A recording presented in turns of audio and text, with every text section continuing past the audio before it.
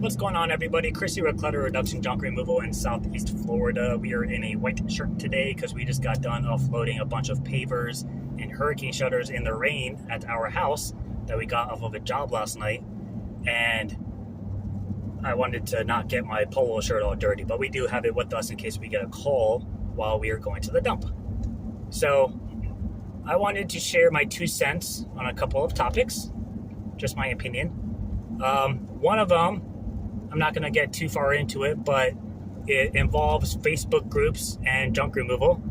I recently left all of the groups I was in because I joined it to gain perspective from other people's point of view and experience. I think that's invaluable.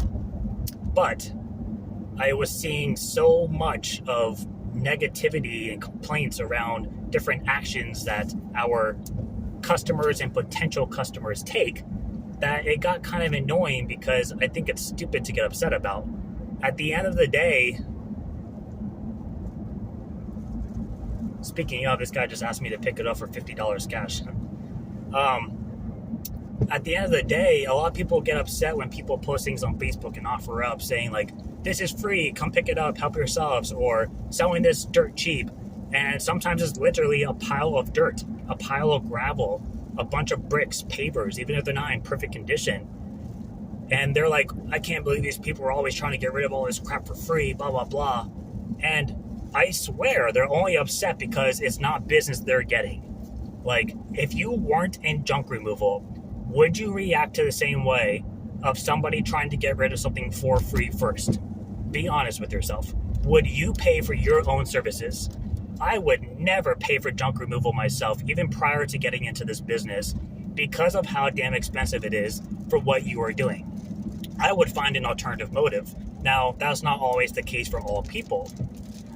So, when you're upset that somebody calls and says, oh, I have this couch, you come by and pick it up, and you say, absolutely, and they say, well, it's in great condition, you can resell it, that's usually a red flag for us personally.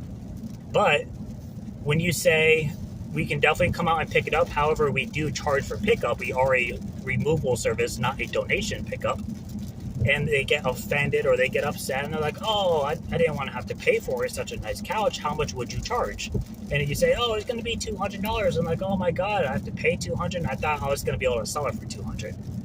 Instead of getting snappy and shooting out your snarky remarks and being rude on the phone to something that somebody may not fully understand or want to do, and they're just inquiring, why not be polite and say, well, I'm sorry for that, but you can always try posting it for free or for sale on Facebook or offer up, and you can always try reaching out to XYZ donation companies in our area. I know clients who have had great luck with them. They may have a lack of availability, but you can give it a shot. And then end your sentence with, but if you have anything in the future that isn't donatable, please feel free to reach out to us. We take anything that's not hazardous. And just like that, you not only give them a solution to something they're obviously not going to go with you for, but in addition, you're being polite, you're still marketing yourself to, you're feeding an idea in their head, you're planting a seed. And based on your conversation, if it is a polite one and a good experience, they may want to refer you out to somebody in the future. Maybe someone reaches out to them and says, hey, I remember you got rid of that couch. We're in the same position, but the dog chewed up the backside of it.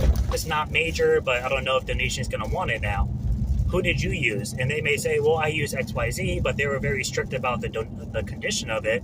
But I did have a junk removal company I reached out to. They're very nice on the phone. You can try calling them. And just like that, you may get a referral. So that's one thing just to keep in mind. Just always be polite.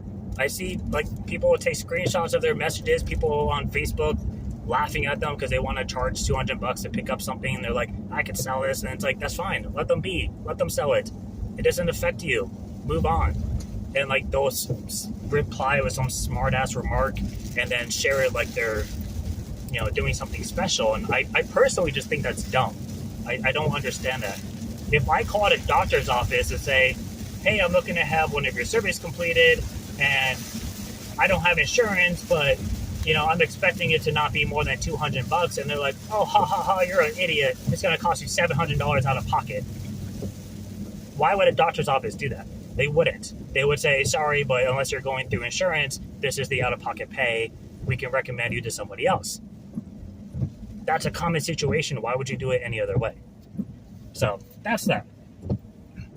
The second thing is when you are talking to somebody on the phone, let's say somebody calls and they inquire about so-and-so, I find it helpful if they're kind of annoying to deal with, and you can usually tell right off the back if they're like, yeah, so I have this thing and it's in really great condition and you could probably resell it, blah, blah, blah.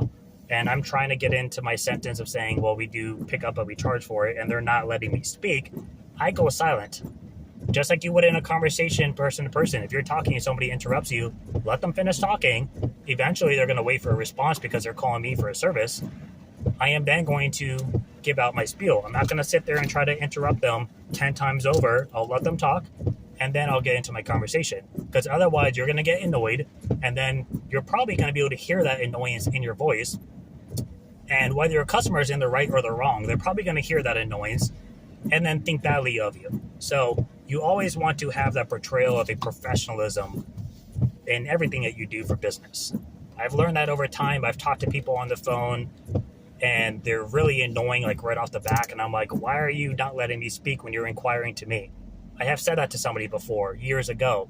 And they're like, well, that was rude, and hanged up the phone. And I was like, well, you're the fucking rude one here. I don't know what you want me to do. I'm not gonna. And in reality, obviously, that went nowhere. That went to a hang up, and I'm sure that person will never call me again. Whereas if I had just let them finish talking and spoke a little bit more politely, given them options, and maybe said, well, maybe our services aren't best for you at this moment, but here's what we can do for you in the future if the situation were to arise, maybe I would have had clients from them in the future. And then the third thing is, let's say somebody calls you and says, hey, I have this couch, it's in pretty good condition, I have this console table, and then I have this desk, it's a little beat up, how much would you charge to get rid of it all? And altogether you say, oh, it's going to be 3/8 of a truck, it's going to be $315. And they're like, oh, that's a little bit more than I was expecting to spend. Instead of just saying, sorry, try this, try that, blah, blah, blah, you can always try to negotiate your price.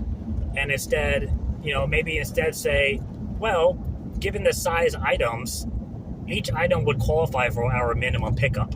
So instead of charging you for a lot for all 3 items, why don't you try to sell or donate, A, B, or C, and whatever you can't get rid of, we'll come out and pick up the rest. So you're giving them an option. Because if I were to go out and pick out a TV stand that's probably a cubic yard and a half, maybe even 2, depending on the size, that would qualify for my minimum pickup.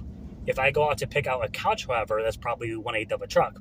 If I go out to pick up a desk, depending on the size, it might be a minimum pickup. So instead of just saying, yeah, it's going to be $315, take it or leave it, I could say, well, the couch is in good condition. Okay, try to sell it, post it for free, do whatever you need to do to make it cheaper for yourself.